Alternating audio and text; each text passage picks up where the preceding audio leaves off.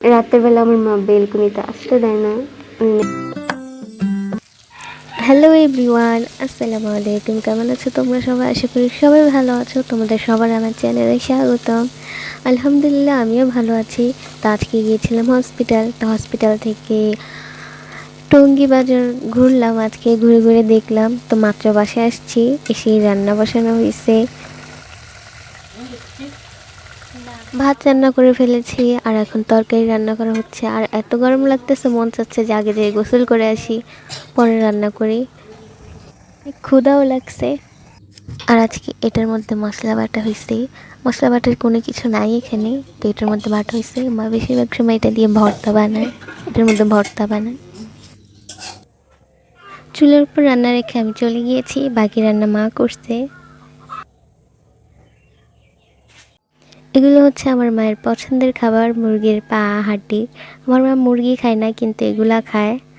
কাঁচামরিচ দিয়ে রান্না করাতে কালার এরকম আসছে। Hello everyone, good morning. সবাই কেমন আছো?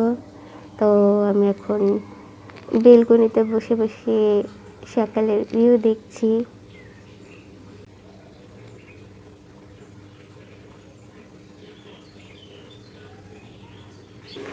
রাতের বেলা আমার মা বেলকনিতে আসতে দেয় না, নাকি ভয় লাগে। পরশু দিন আসছিল, আমাকে টেনে নিয়ে গেছে ঘরের ভিতরে। রাতের বেলা একদম পুরো অন্ধকার, একটা ভয় ভয় ভাব। আর রাতের বেলাও পাখি ডাকে, অনেক পাখি ডাকে, একটু ভয় লাগে রাতের বেলা। সব পাখি কিন্তু একরকম ডাকে না, সব পাখি কিন্তু মিষ্টি সুরে ডাকে না। কিছু পাখি আছে কেমন জানি আজব একটা ডাক, ভয় লাগে রাতের বেলা।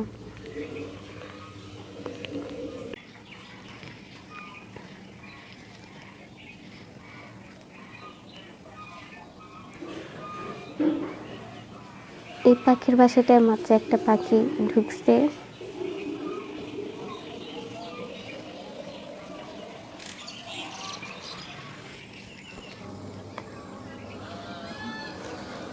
এখানে হাঁস বসে থাকে, অনেক ভালো লাগে দেখতে।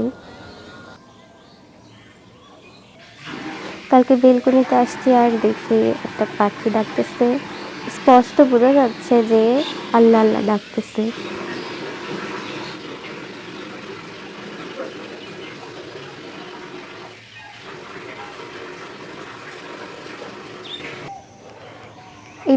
পাখির এই বাসাটার মধ্যে বাচ্চা পড়ছে। ফোনের মধ্যে দেখা যাচ্ছে না, কিন্তু আমি দেখতে পাচ্ছি।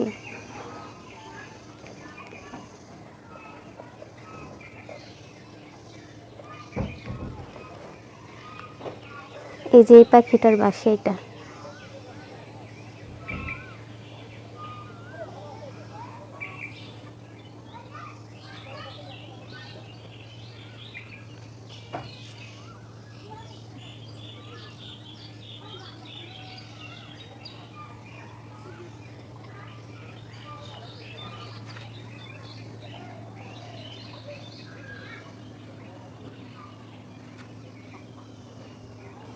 এখানে হাঁসগুলো এনজয় করতেছে।